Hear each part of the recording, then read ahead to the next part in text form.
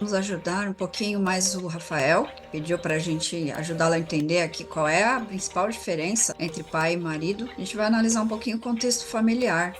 Como é que a gente faz para entender a diferença entre o papel do pai e do marido? Vamos imaginar essa criança, hoje com 40 anos, mora com a mãe e os irmãos. Mas por uma boa parte do tempo, essa criança morou com os avós. Vamos pensar o seguinte: primeira coisa, se você mora por um tempo com os avós, como você vê a sua mãe? Percebe que quando você olha para a mãe desse lugar, você vê uma irmã mais velha, e aí fica mais complexo a questão da autoridade que eu acabei de colocar ali para vocês, a diferença do respeito por uma autoridade. Por quê? Porque por um bom tempo, especialmente na infância, eu não tive essa autoridade. A minha referência de autoridade eram os avós e não os pais. O que acontece? Eu meio que perco essa autoridade e essa hierarquia com a mãe, olho para ela como uma irmã, e os avós são os meus pais, mas eles não são os meus pais, então eu acabo não tendo limites, eu não acabo não tendo referências, tenho dificuldades para lidar com as ordens. É um pouquinho do que as empresas hoje têm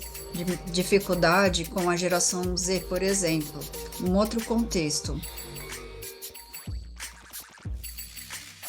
Rafael, Gabriel, Manuel. O que esses nomes têm em comum, pessoal? Os mortos do sistema. Aqui cabe investigar tanto a falta paterna quanto a questão das crianças, né? O que acontecia com essas crianças? Onde estão esses bebês na astrogenealogia e na visão sistêmica? Nós enxergamos esses nomes como mortos, por exemplo, mães que não ficaram com os filhos, abortos, homens que não reconheceram os filhos e o que acontecia com essas crianças. Aqui já é um outro indicativo de como a gente pesquisa a questão do nome. Sobrenomes, por exemplo, como Rodrigues, filho de Rodrigo, Gomes, filho do homem, Fagundes, filho de Fagundo. Onde estão esses homens? Quem são eles? E quais as histórias por trás desses nomes? E o que isso tem a ver com a minha falta de estrutura paterna? Eu volto à questão que a gente acabou de falar. Por que o inconsciente coletivo do Brasil hoje está sofrendo, especialmente os homens, agora mais do que as mulheres, porque as mulheres passaram por isso durante muitas gerações, onde elas se responsabilizam pela criação dos filhos sozinhas. Agora os homens estão sofrendo a consequência inversa, ou seja, muitos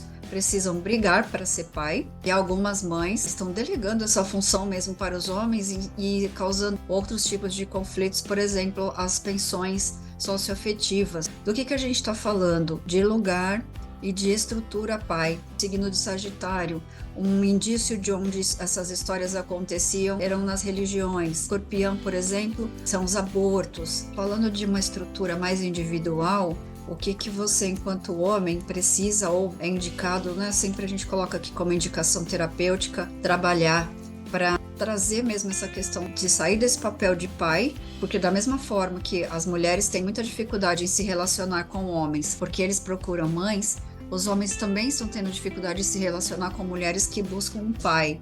Em alguns signos também isso tem mais força. O que você precisa saber agora? Como é que você pode se estruturar? Buscar olhar para a sua criança, entender quais são as prisões, quais as questões que ela está atrelada, quais as questões que ela está aprisionada e o que a impede de crescer. Sua estrutura adolescente, como é que tá? Você viveu a adolescência, está vivendo a adolescência tardia, porque ainda mora com a mãe, agregando também a estrutura paterna, porque eu já não tenho a estrutura, não tenho força do masculino para ir para a vida e aproveito e fico na esfera da mãe e continuo na adolescência e busco essa mãe ou em alguns casos, os irmãos, nas relações. Por último, caso como ele tem 40, é uma idade de crise, então nós indicamos dentro das terapias você também se olhar, se trabalhar, ver como é que estão as suas estruturas internas, porque é uma idade que tende a ter uma crise por volta dos 39 até os 42 anos, que é que nós chamamos na astrologia de crise de Urano, que é aquela crise famosa da meia-idade, onde todo mundo para um pouco para pensar no que tem feito até agora e o que não está bacana continuar.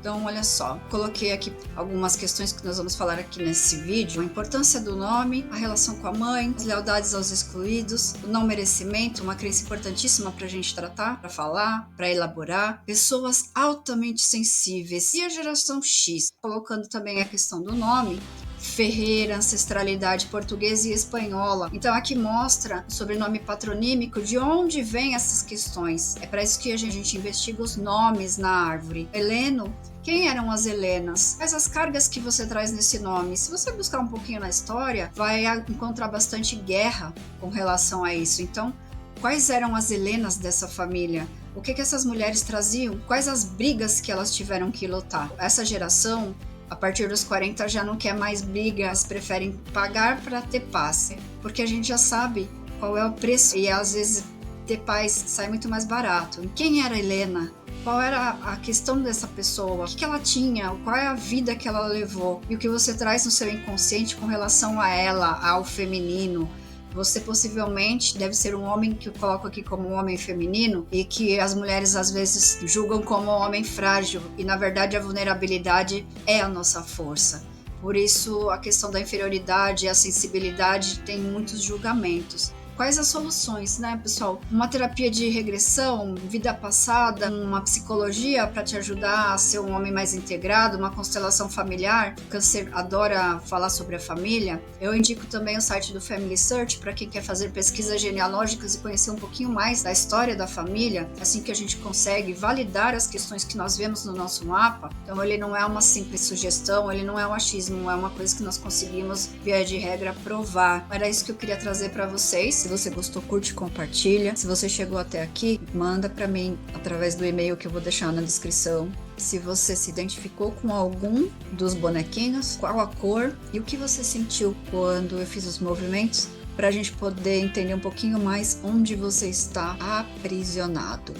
Se você gostou, curte, compartilhe. Se fez sentido, ajude a ajudar outras pessoas. Eu te agradeço por ficar até aqui.